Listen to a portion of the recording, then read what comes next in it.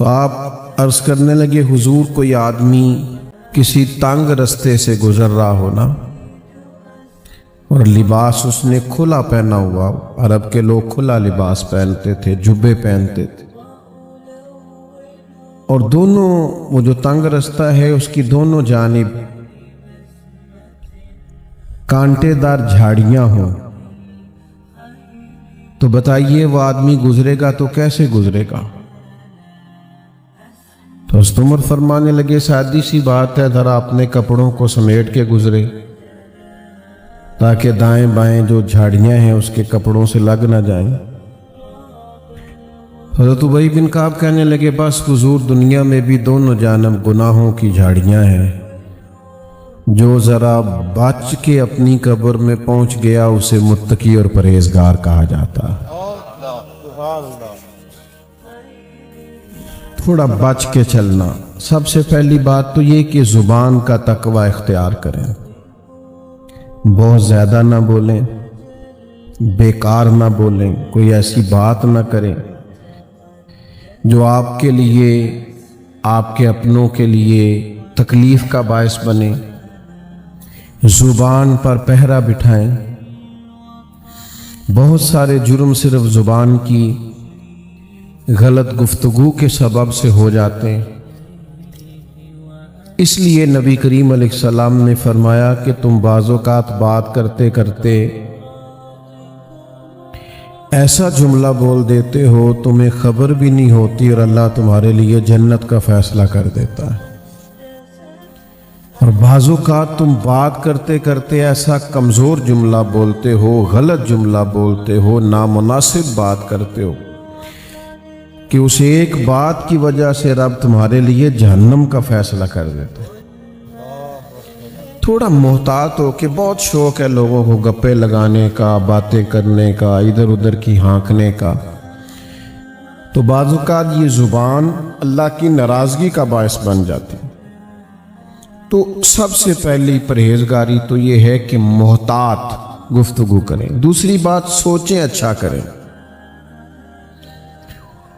ہمیں کوئی بندہ اچھا ہی نہیں لگتا، ہر ایک کے بارے میں گمان بن جاتا ہے، اس میں تکبر بڑا ہے تو اس کے پاس آکڑ بڑی ہے، تو اس کے بعد پیسے بڑے ہیں تو اس کا نخرہ بڑا ہے، تو اس کو بھئی یہ آپ نے اور میں نے سوچ لیا ہے، حقیقت اس کے برعکس ہے۔ اچھا گمان رکھیں، اچھا سوچیں۔ کوئی بعضوں کا چیز ایسی نظر آئے جو نامناسب ہو تو کوئی اچھا مفہوم اس کا بیان کر لیں، یعنی کسی بندے نے آپ سے صحیح سلام نہیں لی آج، تو یہ بھی کہا جا سکتا ہے تکبر بڑا ہے، اور یہ بھی کہا جا سکتا ہے کہ لگتا ہے بیچارہ پریشان ہے، لگتا ہے کوئی دکھ ہے، کوئی تکلیف ہے، کوئی ٹینشن ہے، تو اچھا ترجمہ کر لیا جائے، اچھا گمان کر لیا جائے۔ نبی پاک صلی اللہ تعالی علیہ وسلم نے فرمایا اچھا سوچنا بھی عبادت ہے، اچھا گمان کرنا بھی عبادت، تو بھولیں اچھا، سوچیں اچھا۔ تیسری بات، رزق کے معاملے میں بہت محتاط ہو جائیں۔ 100 روٹیاں ایک وقت پیٹ میں نہیں جا سکتی، اتنا بڑا پیٹ ہی نہیں بنایا اللہ نے۔ لاکھوں کروڑوں کھائے نہیں جا سکتے ہر روز، اتنا بڑا اللہ تعالیٰ نے وسعت نہیں بنائی۔ رزق جو حلال ہے، جو طیب ہے، جو پاکیزہ ہے، صرف وہ رزق حاصل کریں۔ یہ نہیں ہو سکتا کہ آپ کسی کے بچوں کا حق چھین کے اپنے بچوں کو کھلا جائیں اور پھر کہیں میرے گھر میں سکون ہو۔ تو بھئی جب اتنے سارے لوگوں کا حق مار لیا ہے تو چین کہاں سے آئے گا، اطمینان کہاں سے آئے گا؟ رزق حلال نور پیدا کر دیتا ہے، اور غیر محتاط طریقے سے لیا ہوا مال وہ انسان کو بے سکون بھی کرتا ہے، ذہنی طور پہ الجھاؤ بھی پیدا کرتا ہے، اور سب سے بڑا نقصان یہ کرتا ہے کہ جب رزق حلال نہیں ہوتا تو بندے کا اللہ سے رشتہ کمزور ہو جاتا ہے۔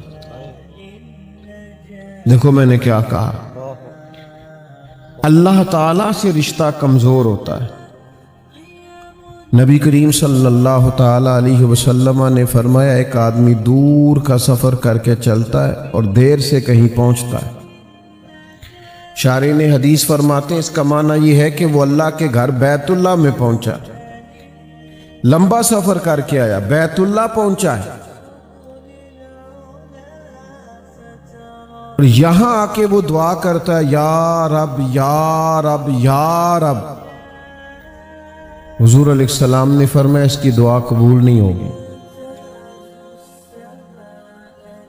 یا رسول اللہ صلی اللہ علیہ وسلم اتنا لمبا سفر کر کے آیا ہے اور اتنی مشقت سے پہنچا ہے تو کیوں نہیں قبول ہوگی؟ تو کریم فرمانے لگے اس لیے نہیں قبول ہوگی کہ اس نے جو کھایا ہے وہ بھی حرام پیسوں کا ہے، اور جو پیا ہے وہ بھی حرام پیسوں کا ہے، اور جو پہنا ہے وہ بھی حرام کا۔ تو جب تک رزق حلال نہ ہو دعائیں قبول، تو محتاط کمائیں نا، محتاط لائیں نا۔ پھر ایک اور بات بھی آپ کو عرض کروں، حلال میں برکت بڑی ہوتی، پیسے تھوڑے ہوتے ہیں پر ان میں برکت ہوتی۔ یہ ناجائز پیسوں کی تو سمجھ ہی نہیں آتی آئے کہاں سے اور پھر گئے کدھر۔ اس معاملے میں محتاط۔ تیسری چوتھی بات یہ کہ لوگوں کو تکلیف دینے سے بچیں، اذیت نہ پہنچائیں۔ ہمارا ایک مخصوص سا مزاج ہو جاتا ہے کہ میں بڑا اہم آدمی ہوں، میری بڑی خاص شخصیت ہے۔ کچھ لوگ تو کسی لائن میں لگنا پسند ہی نہیں کرتے، کسی نظم کا کسی پابندی کا حصہ بننا ان کے بس کی بات ہی نہیں۔ یاد رکھیں احتیاط کرنی چاہیے، کسی کو اذیت نہ پہنچے، کسی کو تکلیف نہ ہو۔ ایسا نہ ہو کہ کوئی ہماری وجہ سے اللہ کے حضور جا کے روئے کہ اس نے بڑا ستایا ہے۔ اپنے وجود کو اس طرح کا نہ بنایا جائے کہ اللہ کے بندے اس سے اذیت محسوس کریں، اللہ کی مخلوق کے لیے آسانی پیدا کی جائے۔ حضور علیہ السلام نے فرمایا، یہ سیاستہ میں حدیث ہے، کریم فرماتے ہیں قیامت کے دن اللہ تعالیٰ کی بارگاہ میں ایک تاجر پیش کیا جائے گا، تجارت کرتا تھا، کاروبار کرتا تھا۔ جب اللہ تعالیٰ کی بارگاہ عالی مرتبت میں پیش ہوگا تو رب فرشتوں سے فرمائے گا میری رحمت کا فیصلہ ہے کہ اسے جنت عطا کی جائے۔ تو ہر آدمی کو اپنا پتہ تو ہوتا ہی ہے، من نانم کے من دانم، پتہ تے سارا ہے سردار نو کیتیاں دا، پتہ تو ہوتا ہے نا بندے کو اپنے اعمال کا۔ تو وہ تاجر اللہ کے حضور عرض گزار ہوتا ہے، مالک مجھے تو اپنے اعمال کا پتہ ہے، میرے اندر تو ڈھیروں کوتاہیاں ہیں، لیکن یہ جو سبب بنا ہے میرے لیے بخشش کا، وہ سبب کیا ہے؟ کس چیز کی برکت سے اللہ تعالیٰ نے مجھے معاف کیا ہے؟ تو حضور علیہ السلام فرماتے ہیں رب کریم اس تاجر سے فرمائے گا تو تجارت کرتا تھا، کاروبار کرتا تھا، پھر کچھ لوگ تجھ سے ادھار بھی لے جاتے تھے، پھر تو اپنے لوگوں کو بھیجتا تھا پیسے لینے کے لیے کہ وہ فلاں آدمی لے گیا تھا مال، اس سے پیسے لینے، تو کہا کرتا تھا کہ جو جان بوجھ کے نہ دے اس پہ سختی کرنا۔ میری طرف دیکھ رہے ہیں آپ، جو جان بوجھ کے نہ دے اس پہ سختی کرنا، لیکن اگر کوئی تنگ دست ہو، مجبور ہو، کمزور ہو، غریب ہو، تو اس پہ آسانی کر دینا، ہمارا گزارا ہوتا ہے۔ تو کہا کرتا تھا، تو تاجر عرض کرے گا مالک میں کہتا تھا کہ یار اگر کوئی مجبور ہوا نا تو اسے گنجائش دینا، ہمارا تو کام چلتا ہے، ویسے ہم غریبوں کو گنجائش نہیں دیتے۔ ہاں جی کسی تگڑے کو پیسے لینے ہوں تو انہوں آخیدہ پائی تو کیویں دے سکنا ہے، بندہ ماڑا ہوئے تو انہوں آندے نے بھی سویرے دینے نہیں تو میں تینوں لبڑ لینا ہے، غریب آدمی ہے، پتہ ہے اس بیچارے نے روب میں آ جانا۔ تو حضور علیہ السلام کی ایک حدیث آپ نے یاد رکھنی ہے۔ نبی پاک علیہ السلام نے فرمایا اگر تم نے کسی شخص سے کچھ رقم لینی ہے اور بندہ تنگ دست ہے، مجبور ہے، دے نہیں پا رہا، تو کریم فرماتے ہیں اسے مہلت دے دو، جتنی دنوں کی تم اسے مہلت دو گے، جتنے پیسے تم نے اس سے لینے ہوں گے اتنے پیسے اللہ روز صدقہ کرنے کا ثواب عطا فرمائے۔ آسانی کر دو اللہ کے بندے کی۔ تو حضور فرماتے ہیں اللہ تعالیٰ اس تاجر سے فرمائے گا تو کہتا تھا کہ بھائی جو تنگ دست ہوا آسانی دینا ہمارا تو کام چلتا، مالک میں کہتا تھا، تو اللہ فرمائے گا پھر بتا نا تو میرے بندوں پہ آسانی کرتا تھا، میں تیرے اوپر آسانی نہ کروں۔ اس کو سمجھیں، آپ تکلیف نہ دیں، لوگوں کے لیے آسانیاں پیدا کریں۔ میرے پاس ایک محکمے کے دوست جمع ہو کے آگے، کافی سارے کہنے لگے ہمیں کوئی نصیحت کر دیں، سارے دفتر کے متعلقہ لوگ تھے۔ میں نے کہا میری نصیحت یہ ہے کہ جیڑا بندہ تھوڑے کولوں کام آوے نہ کوئی انوے نہ کیا کرو کل آئی، اگر ہو سکتا ہے تو کر دو۔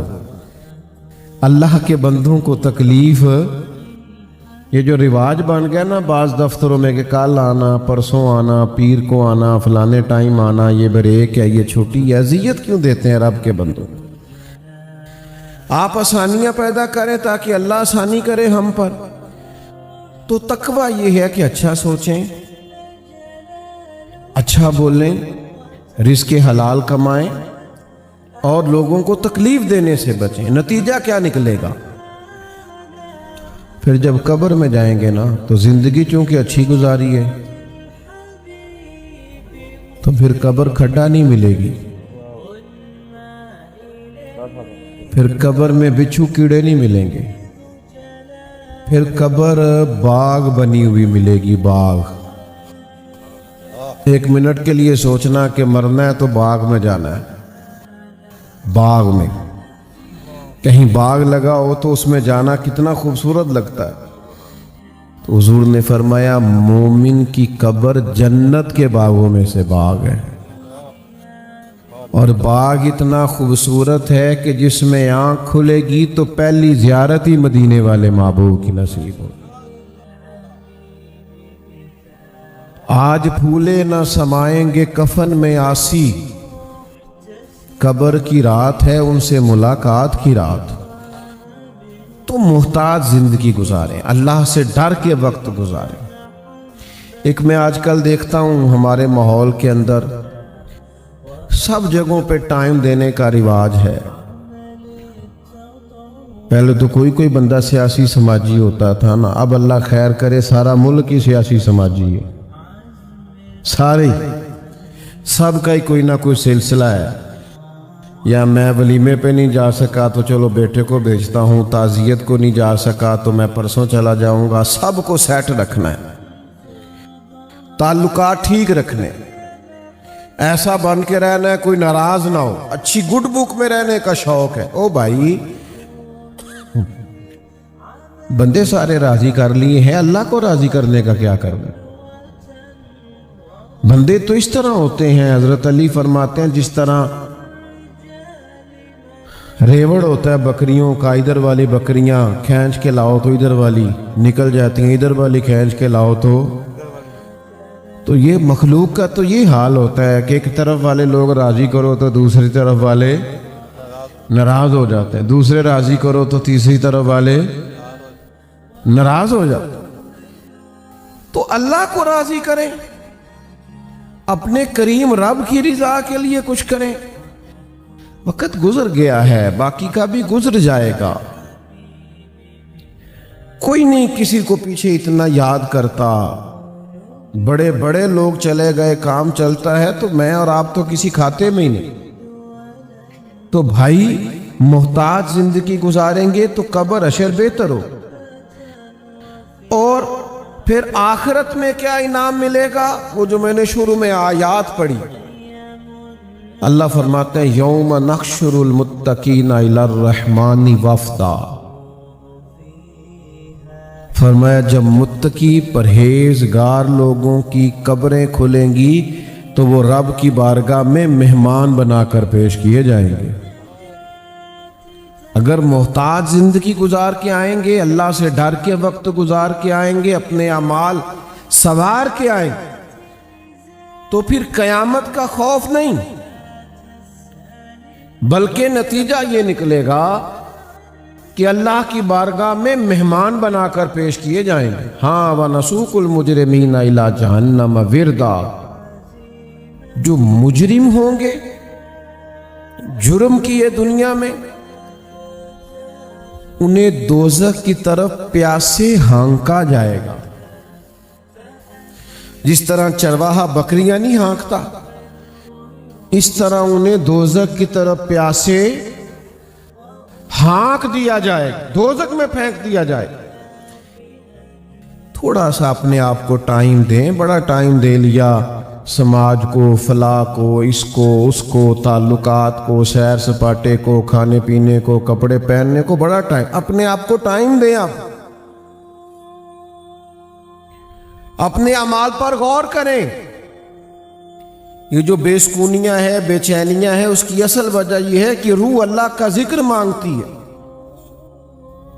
دل کہتا ہے لمبی لمبی دعائیں مانگ اپنے رب کے حضور، باطن پیاسا ہے، روح پیاسی ہے، اندر تڑپ بھی ہے اور طلب بھی ہے، لیکن ہم اسے اچھے کپڑوں کے ذریعے مطمئن کرنا چاہتے ہیں، کوئی نہیں مطمئن ہوتی۔ ہم اچھا کھانا کھا کے قلبی اطمینان چاہتے ہیں، اس سے نہیں آتا۔ یہ اللہ کی یاد سے آئے گا، یہ تقوی سے آئے گا، یہ پرہیزگاری سے آئے گا۔ اور دنیا میں کوئی تکلیف سہنی بھی پڑے تو سہ لینی چاہیے، آخرت بچانی چاہیے۔ دنیا میں کوئی مشقت برداشت کرنی پڑے تو کر لینی چاہیے، لیکن اپنی آخرت کو بگڑنے سے بچانا چاہیے۔ ہم سارا ٹائم دنیا کو دیتے ہیں، لیکن وہ نتیجہ کیا نکلتا ہے؟ ہر آدمی آپ کو اپنی عینک سے دیکھتا ہے، وہ کہتا ہے میرے مطابق چلے تو پھر تو ٹھیک ہے، اور اگر کہیں میرے مطابق نہیں چلتا تو پھر بندہ ٹھیک نہیں ہے۔ اپنی ہے، وہ کچھ لوگوں کا خیال ہوتا ہے آپ کو یوں چلنا چاہیے، تو کچھ کا خیال ہوتا ہے یوں ہونا چاہیے، تو کچھ کا خیال ہوتا ہے اس طرح ہونا چاہیے۔ تو بندوں کے معیار پہ تو پورا نہیں اتر سکتے۔ یہ دیکھو رب رسول کیا فرماتے ہیں، اس مطابق ڈھل جائیں۔ دنیا میں تھوڑی مشقت بھی برداشت کرنی پڑتی ہے تو کریں، تکلیف سہنی پڑتی ہے تو سہ جائیں، کہیں تھوڑا کم پیسوں میں گزارا کرنا پڑتا ہے تو کر جائیں، لیکن اپنی آخرت کو بچا لیں، قبر حشر کو بچا لیں۔ چھوڑ کے آ جاتے ہیں بڑے قریبی لوگ اور پلٹ کے کوئی نہیں جاتے۔ آہستہ آہستہ ہر آدمی کی جگہ ایک آدمی بیٹھ جاتا ہے، کوئی کسی کی ضرورت محسوس نہیں کرتا۔ دنیا میں کوئی آزمائش ہے تو خیر ہے، لیکن اپنی آخرت کو محفوظ کریں، بچائیں۔ صحیح بخاری میں حدیث ہے، مسلم میں بھی موجود ہے۔ ایک خاتون آئی تھی نبی کریم صلی اللہ علیہ وسلم کی بارگاہ میں،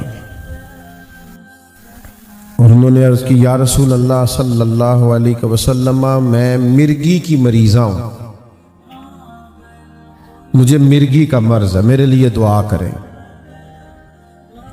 نبی کریم علیہ السلام سب کے لیے دعا فرماتے، اور حضور دعا کرتے تو شفا بھی اللہ فوراً ہی عطا کر دیتے۔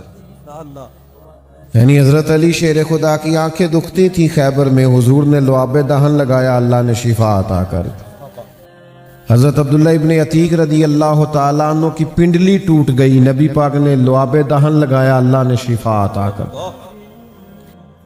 تو سرکار دعا کرتے، اللہ کرم کر دیتا۔ اس خاتون نے بھی عرض کی مجھے مرگی ہے، میرے لیے دعا کرے، لیکن آج حضور علیہ السلام نے انفرادی بات ارشاد فرمائی، فرمایا اگر تو کہے تو میں دعا کر دیتا ہوں، اللہ شفا دے گا، اور اگر کرے صبر۔ کیا مطلب؟ مرگی کے ساتھ ہی زندگی گزارے، اگر کہے تو دعا کرتا ہوں اللہ شفا دے گا، اور اگر صبر کرے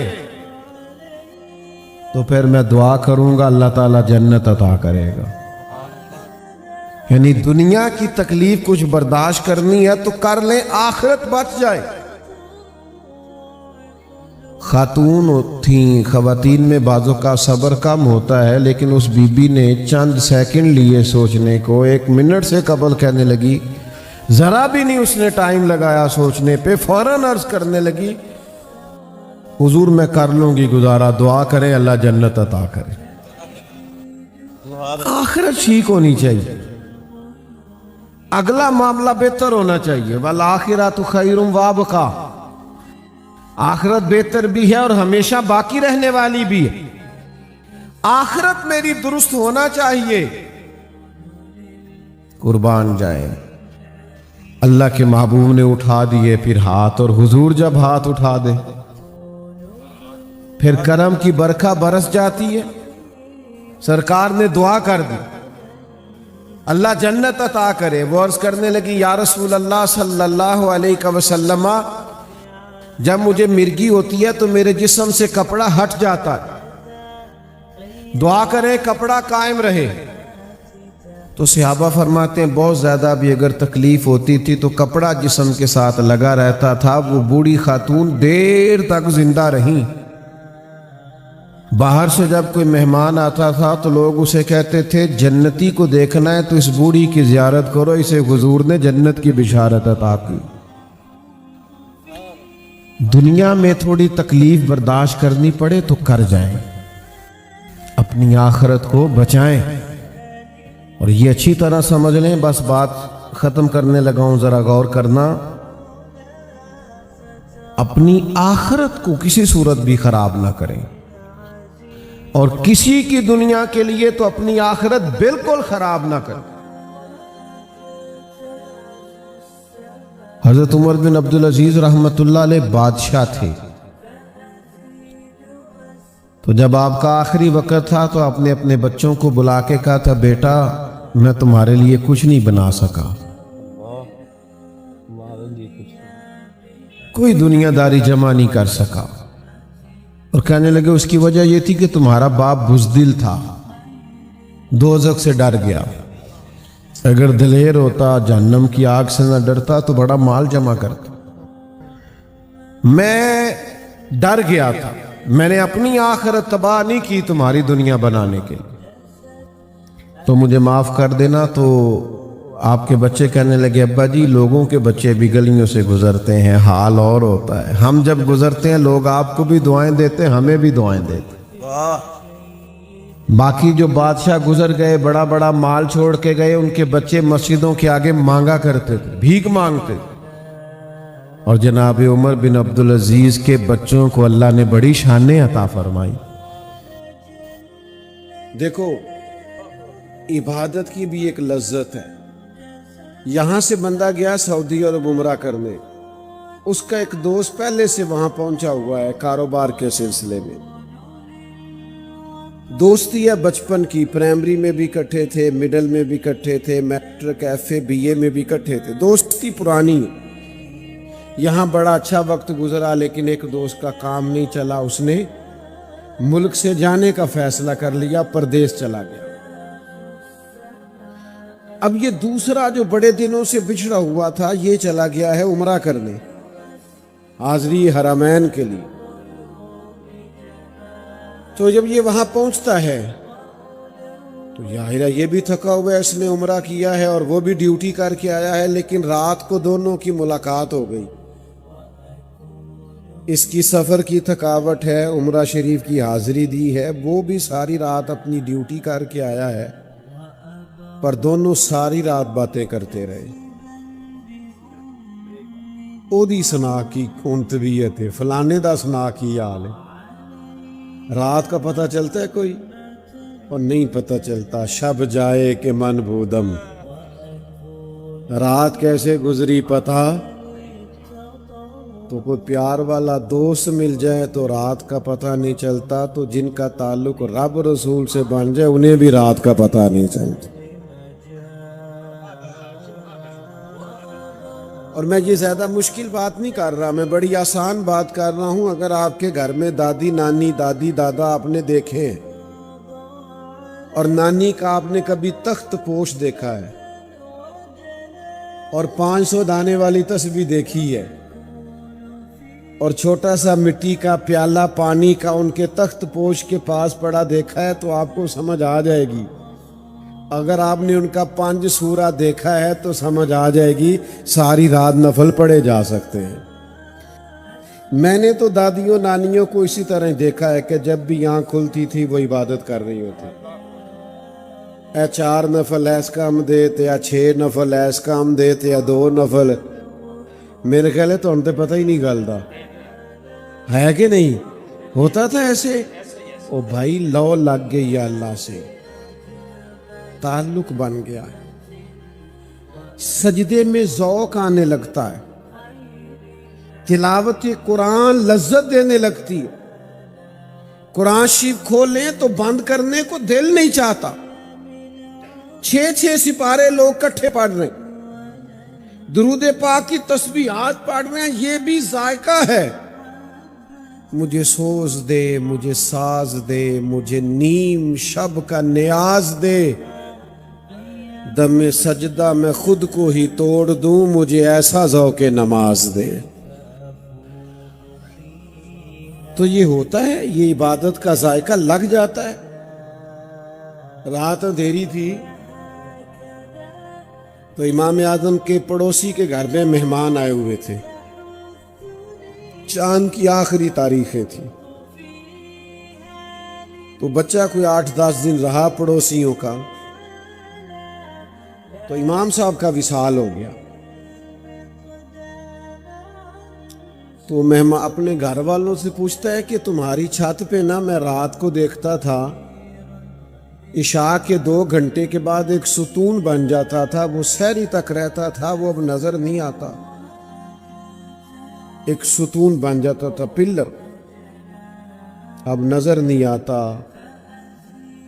تو وہ یہودی پڑوسی ہو کے رو پڑا، کہنے لگا پتر وہ ستون نہیں تھا، وہ مسلمانوں کے امام ابو حنیفہ تھے۔ وہ رات چھت کے ایک کونے میں کھڑے ہو کے گرمی کے موسم میں اپنے کریم کو یاد کرتے۔ میرے عزیز، لمبی لمبی دعائیں مانگنا، اپنے رب کے حضور عرضیاں کرنا، دیر تک اسے منانا اللہ والوں کا طریقہ ہوتا ہے، ان کا مسلح آباد ہوتا ہے، کیونکہ دل میں اللہ رسول کی محبت ہوتی۔ دوسری بات، چونکہ اللہ سے پیار ہو جاتا ہے، پھر ان کا دل کرتا ہے کہ میرے پاس جو ہے میں رب کے رستے میں خرچ کر دوں۔ کتنا کو خرچ کروں؟ وَيُؤْثِرُونَ عَلَىٰ أَنفُسِهِمْ وَلَوْ كَانَ بِهِمْ خَصَاصَةٌ۔ اللہ کہتا ہے انہیں خود بڑی ضرورت بھی ہونا پھر بھی دوسروں کے لیے احسار کر دیتے۔ خود بڑی ضرورت ہے، گھر میں حاجت ہے، لیکن احسار کرتے کیوں؟ اللہ سے پیار ہو گیا۔ کس کے لیے خرچ کرتے؟ اللہ کے لیے۔ اپنی دولت ہے، محنت سے کمائی ہے، جد و جہد سے کمائی ہے، ہاتھوں پہ چھالے پڑ گئے، وجود پسینے میں ڈوبا۔ ویسے یہ ہے کہ بانی مولوی صاحب ہی ہوتے ہیں مسجد مدرسے کے، پیر صاحب ہی ہوتے ہیں، لیکن بھائی جس نے جگہ دی ہوتی ہے وہ بھی تھوڑا سا بانی ہوتا ہے۔ ہاں، جس نے سارے لینٹر کا خرچہ اٹھایا ہوتا ہے تھوڑا سا بانی وہ بھی، چلو نہ لاؤ پھٹی ہو دے نہ دی، لیکن یہ کہ جو اپنی محنت کی کمائی آپ کو پردیس میں جا کے مشقت کر کے بھیج رہا ہے تو آپ چھوٹا احسار سمجھتے۔ جب اللہ رسول سے پیار ہو جائے پھر بندہ اس راہ میں خرچ کرتا ہے اپنا کمایا ہوا مال، اس کا بھی مزہ ہے، اس کا بھی ایک لطف ہے، اس کا بھی ایک سرور ہے۔ مہمان آ گیا نا حضور کی بارگاہ میں، بخاری مسلم دونوں میں حدیث ہے، میرا دل کرتا ہے موبائل آپ نے کافی چلا لیا، بند کر دیں، اب بات سنیں۔ یہ 2 4 5 200 نے کیمرے لگائے ہوئے ہیں، یہ آپ کو دے دیں گے، آپ تھوڑی جو قریب قریب بیٹھے ہیں یہ توجہ کریں. مہمان آ گیا نبی پاک علیہ السلام کی بارگاہ میں، تو سرور کائنات علیہ السلام نے فرمایا کون میرے مہمان کو کھانا کھلائے گا؟ دو جہاں کے شہنشاہ نے اعلان کر دیا. ایک صحابی لے گئے گھر، صحابی، اور امیر نہیں، غریب صحابی، مالاں والے سخی نہیں ہوندے، سخیاں کل مال نہیں ہوندا. ایتھے اوتھے دوویں جہانی سخی کنگال نہیں ہوندا. یہ آپ نے زیادہ غور کرنی ہے. جو غریبی کرتے ہیں وہ زیادہ توجہ کریں. نبی کریم علیہ السلام نے فرمایا کون میرے مہمان کو کھانا کھلائے گا؟ تو غریب صحابی، یا رسول اللہ میرے حصے میں اگر خدمت آ جائے تو میں سعادت سمجھوں گا. تو مہمان کو گھر لے گئے. بیوی سے پوچھا کھانا، تو کہا صرف بچوں کا ہے. بعض شارحین نے لکھا ہے میاں بیوی کے لیے بھی نہیں تھا، صرف بچوں کا ہے. آپ کی زیادہ توجہ ہے میری بات پر؟ میں بخاری کی روایت عرض کر رہا ہوں، غور تو کرو کیا کہہ رہا ہوں. یہ معمولی بات ہے کوئی؟ جس کے گھر میں محض صرف بچوں کا کھانا ہے وہ اللہ کی راہ میں خرچ کرے. کب ہوتا ہے؟ جب رب رسول سے پیار ہو جائے. ورنہ تو میرے عزیز لوگوں کے پاس کروڑوں ہوں تو پھر کوئی 1000 دو دیتے ہیں وہ اللہ کے رستے میں. کہا بیوی سے پوچھا کیا ہے؟ کہا بچوں کا کھانا ہے. اب یہ صحابی کہہ رہے ہیں انسان بچوں کے حق میں بزدل ہوتا ہے، اپنی بھوک برداشت ہوتی ہے، بچوں کی نہیں ہوتی. لیکن اپنی اہلیہ سے کہنے لگے بچوں کو نہ بہلا کے سلا دے، یعنی بھوکے ہی سلا دے.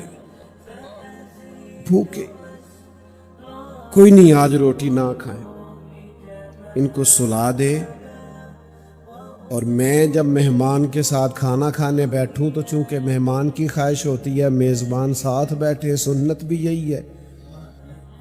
تو اس طرح کرنا کہ دیا صحیح کرنے کے بہانے، چراغ ٹھیک کرنے کے بہانے چراغ بجھا دینا. میں ہاتھ ہلاتا رہوں گا اور مہمان سمجھے گا کہ میں کھانا اے وہ والے لوگ نہیں دے جیلے پہلے بوفے دی فوٹو کھینچ کے سٹیٹس تے لاندے نے، وہ نہیں. ہاں جو مینیو پہلے دکھا دیتے ہیں وہ والے نہیں. یعنی چراغ بھی بند کر دیا ہے، چراغ بھی. وہ کئی جگہوں پہ جانے کا موقع بنتا ہے نا، کھانے کے لیے بیٹھتے ہیں تو دوست ویڈیو بنانے میں کہ پتہ نہیں اسی یہ کھانا بھی ہے کہ نہیں، تو پہلا ساڑھے کھاتے پان لگے دیکھ تو لے پتہ نہیں کھانا ہے کہ نہیں. تو پہلے سٹیٹس اور دکھا رہے ہیں یہ پکا یہ پکاؤ. چھوڑ یار، تو کوئی غریب بھی ہوتا ہے، تو کیوں لوگوں کے لیے اس طرح کے رویے اختیار کرتا ہے؟